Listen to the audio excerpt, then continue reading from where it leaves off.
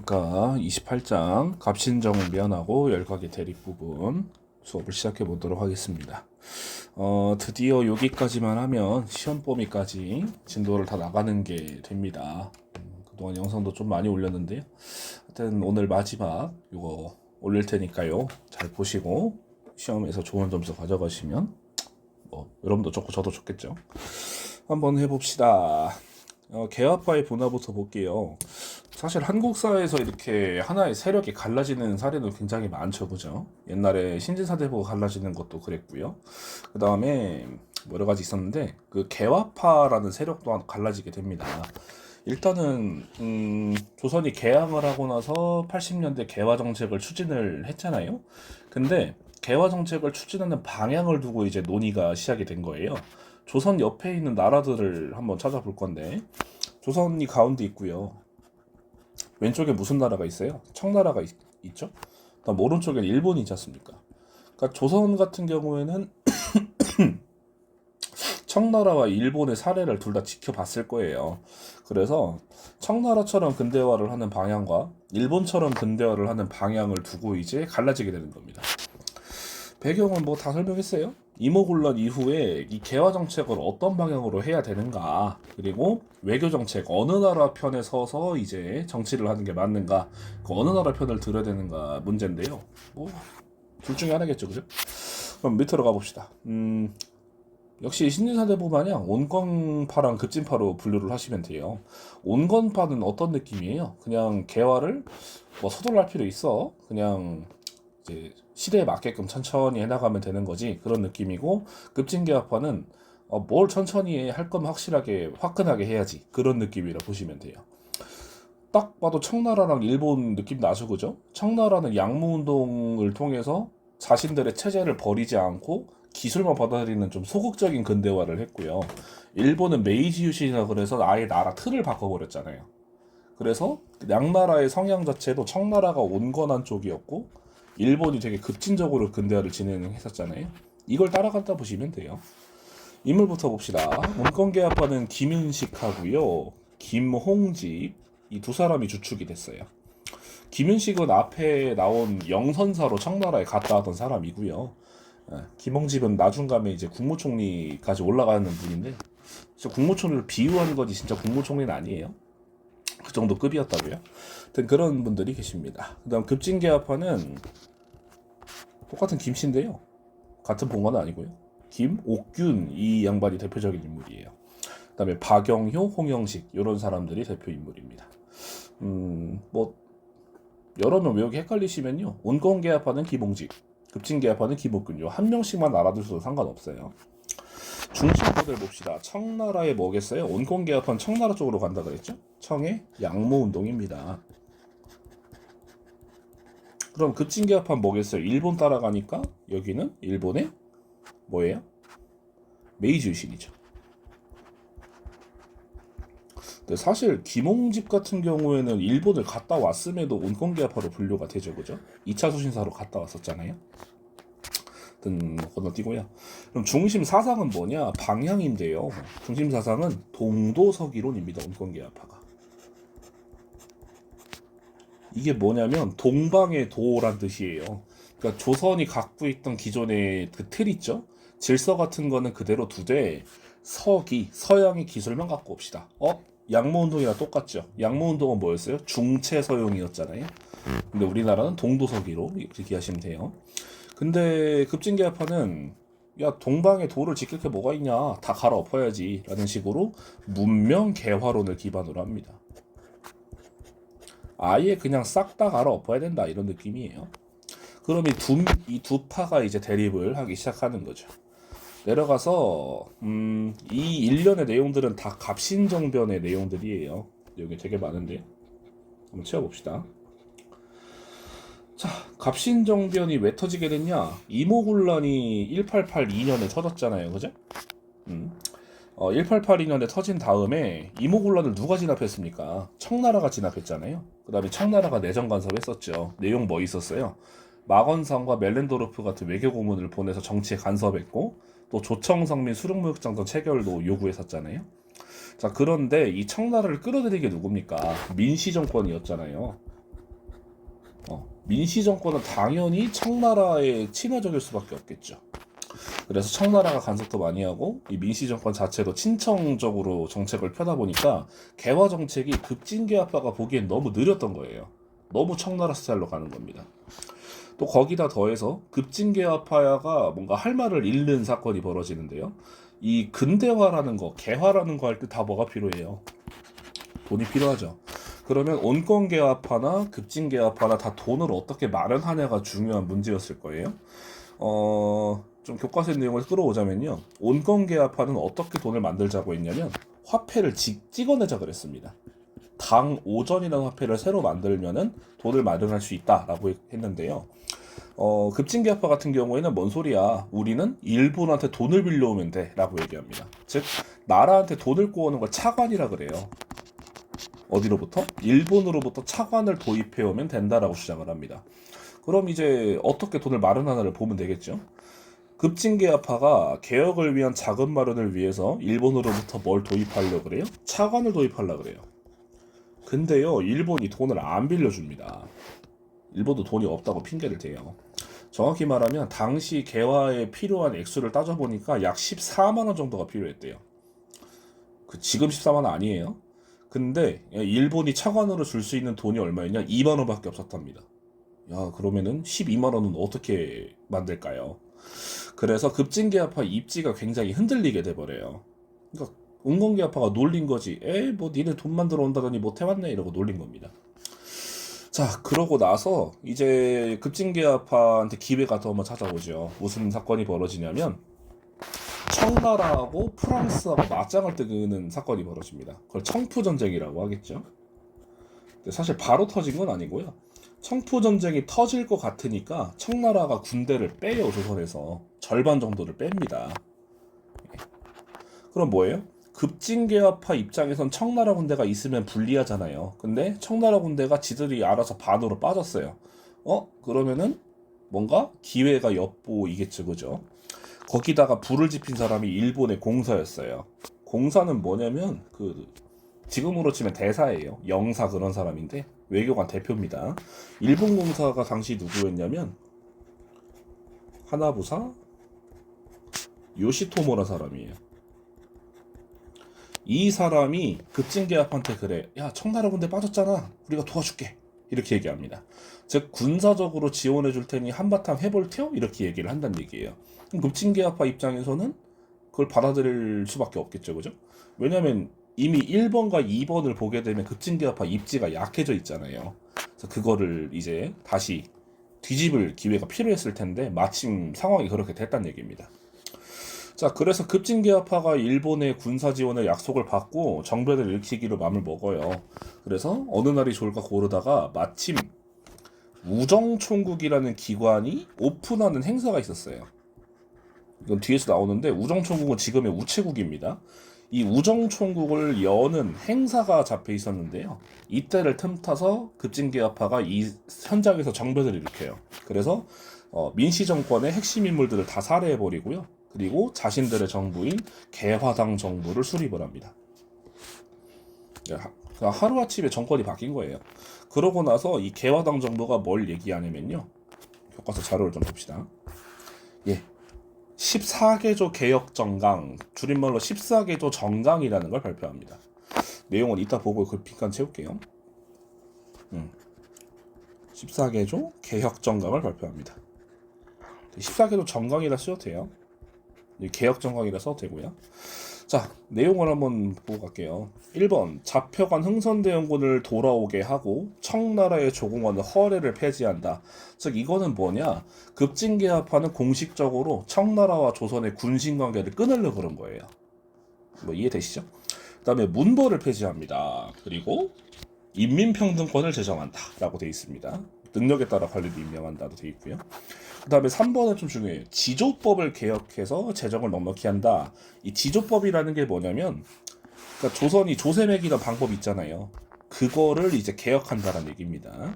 그 다음에 순사를 둬서 도둑을 맞고 이건 뒤에 나오는 건데 보부상을 관할하던 해상국이라는 걸 혁파를 하고 그리고 군대를 또 통폐합을 한답니다. 하나로 만들고 근위대를 설치하고, 근위대는 왕을 지키는 군대를 얘기해요. 그다음에 재정은 다 어디서 관할해요? 호조에서 관할하게 하고 나머지는 다 없애버리고. 그다음에 대신과 참찬, 그러니까 높은 고위직 관리를 얘기해요. 이 사람들은 의정소에서 회의하고 왕한테 아뢰서 정령을 집행한다 라고 돼 있습니다. 그다음에 의정부와 육조 외에 불필요한 거 다 없애버리고 대신과 참찬이 논의해서 보고한다. 그러니까 이런 식으로 이제 나라를 바꾸려고 했던 것이죠. 근데 문제는 뭐냐? 청나라가 가만히 있겠냐고요. 청나라가 바로 개입해서 이거를 뒤집어 버립니다. 그래서 이 갑신정변을 다른 말로 뭐라 그러냐? 3일천하라 그러거든요. 왜 3일천하냐? 개화당 정부가 3일밖에 안 가요. 예, 진짜 그렇습니다. 좀 슬프죠. 그래서 결과적으로는 뭡니까? 청나라가 다시 한번, 그러니까 이모군란에 이어서 갑신정변까지 진압을 해줬잖아요. 그럼 조선한테 요구할 게 당연히 많아지고 조선도 뭐라 할 수가 없겠죠. 그래서 이전보다 더욱더 내정 간섭이 심화가 되고요. 그리고 개화운동 같은 게 청나라식으로 천천히 가다 보니까 더 위축이 된다, 그런 내용입니다. 그 다음에 이제 조선과 일본 볼게요.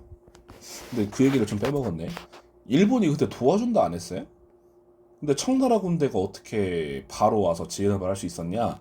일본이 통수쳤습니다. 간단해요. 일본이 지원한다 그래놓고요, 지원을 잘 안 해줬어요. 그래서 이제 막을 수가 없었습니다. 자, 조선과 일본은 또 조약을 맺는데 일본이 좀 양아치예요.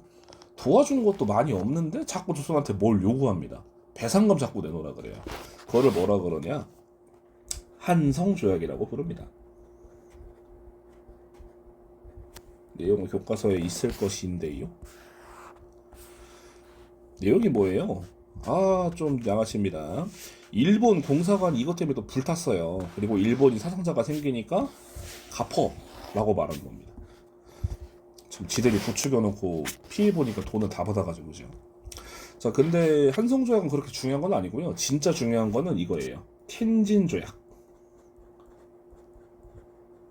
이거는 청나라하고 일본하고 맺은 건데 굉장히 중요한데요. 내용을 보게 되면 일단은 이 갑신정변 때문에 청나라 군대가 또 복구가 됐고 일본 군대도 주둔하고 있었잖아요. 근데 그 군대를 일단은 뺍시다 라고 얘기를 해요.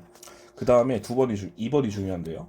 만약에 청나라나 일본 중에 한 나라가 조선에 군대를 보낼 때, 출병할 때는 반드시 알려주자 라고 말하는 거예요. 즉 뭐야? 만약에 청나라가 조선에 군대를 보내게 되면은, 야, 우리 군대 보낸다 하고 누구한테 알려줘요? 일본한테 알려주게 돼 있는 거예요. 그럼 일본도 당연히 조선에 군대를 보내겠죠. 즉, 이 텐진조약 때문에 청나라하고 일본이 조선에서 싸우는 판이 만들어지는 거예요. 판이 완성된 거라고 보시면 됩니다. 그래서 실제로 이제 2학기 때 나올 건데요. 청일 전쟁이 벌어져요. 그 청일 전쟁의 중요한 배경이 여기 있는 텐진조약이에요. 이거 되게 중요합니다. 시험에 나올 수도 있어요. 자, 그러면은 요때까지 내용을 한번 봅시다. 의는 뭐냐면요. 일단은 자주적인 근대국가. 자주적이라는 게 왜 나왔겠어요? 아까 개혁정강 1번에 뭐라 돼 있어요? 청나라에 조공하는 허례를 폐지한다 그랬잖아요. 그죠? 그럼 그게 청나라와의 관계가 사라지면 조선을 컨트롤할 나라는 별로 없잖아요. 없다고 볼 수도 있겠죠. 그래서 자주적인 나라로 가고 싶었고 또 근대화를 열심히 하려고 그랬잖아요. 그래서 방향은 자주적 근대국가 건설을 위한 최초의 개혁 운동이라는 거예요. 정치적으로 했다고요. 근데 문제는 뭐냐? 이 나라를 살아가는 건 이걸 주도한 높은 사람들뿐만 아니라 나라에서 실제로 사는 백성들이 더 중요하잖아요. 근데 백성들의 어떤 요구나 백성들한테 혜택이 가는 건 없었단 얘기예요. 위로부터의 운동에 불과했고요. 그리고 이게 온건한 형식을 띈 게 아니라 무력을 사용한 방식으로 했다는 게 한계점으로 지적이 되는 것이죠. 그리고 보험을 안 들었어요. 일본한테만 너무 매달렸다는 얘기입니다.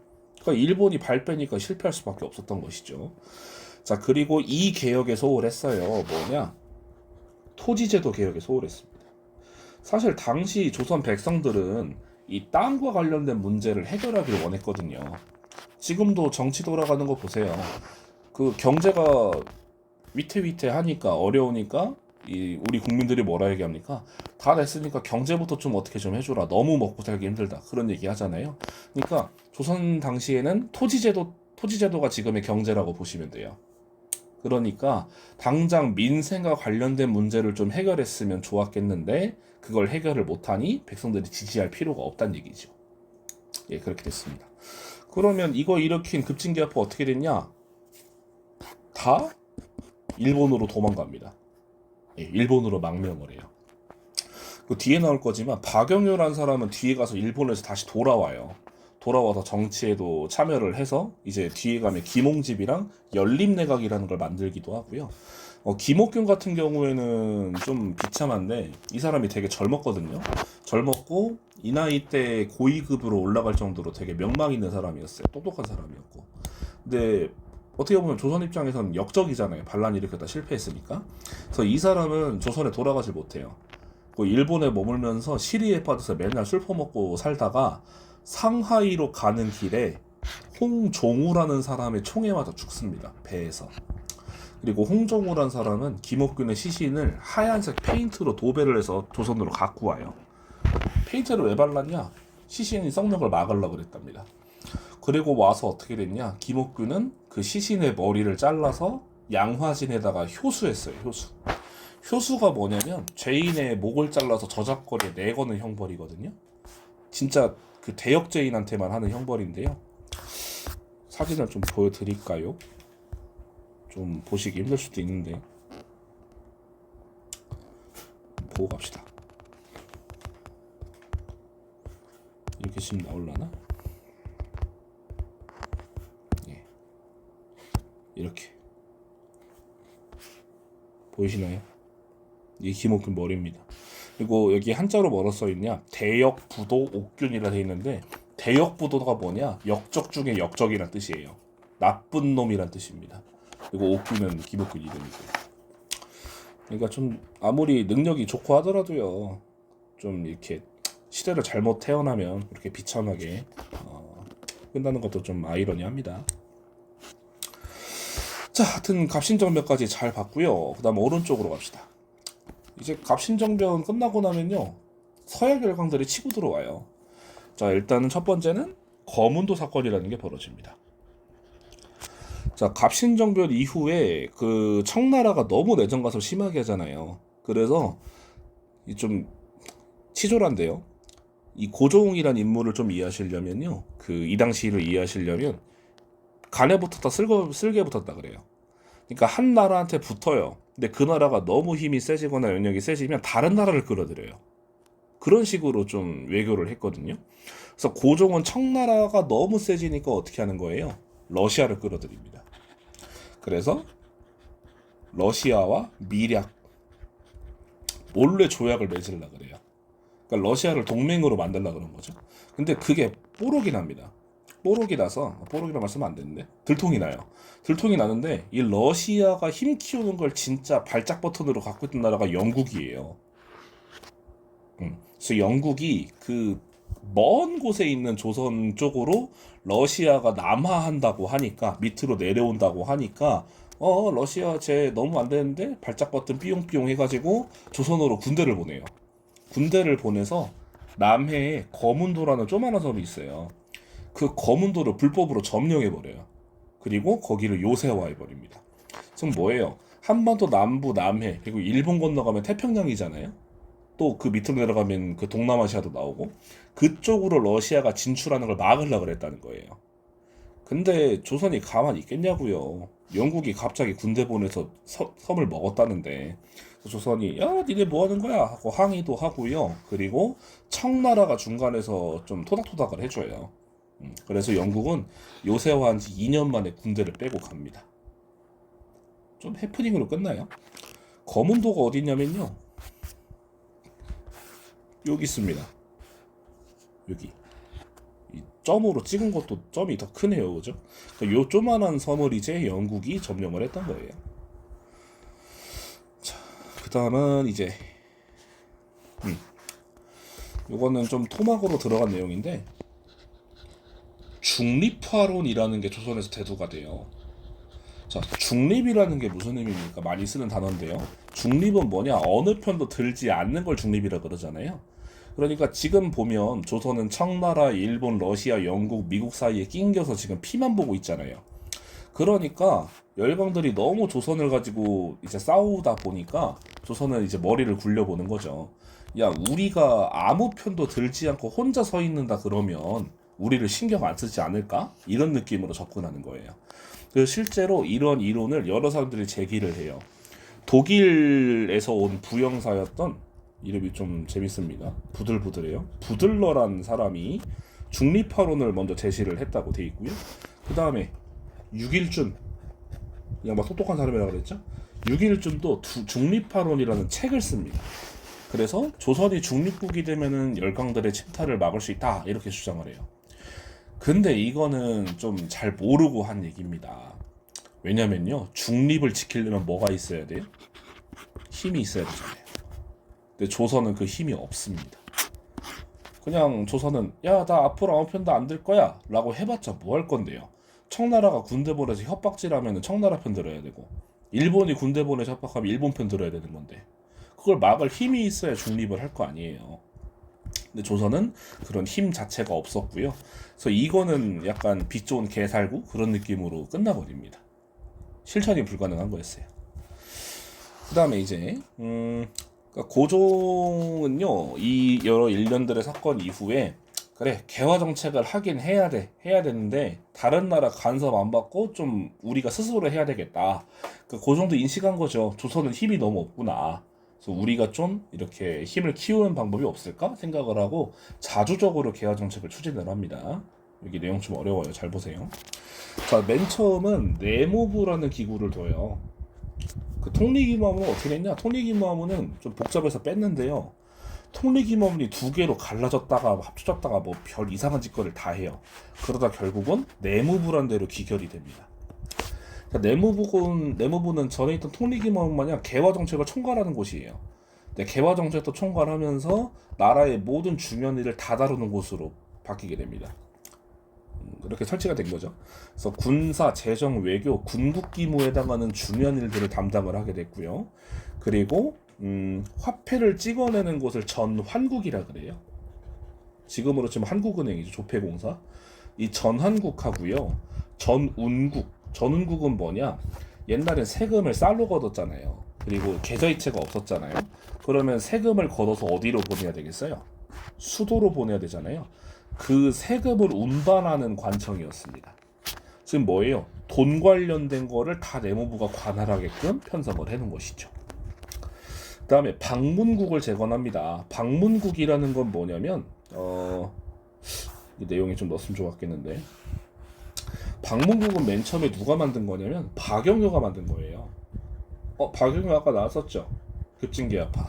이 사람이 조선에 설치한 최초의 근대적인 인쇄소였습니다. 지금은 인쇄소라는 게 마땅하게 뭐 잘 안 느껴지시겠지만 지금 프린터로 다 되니까요.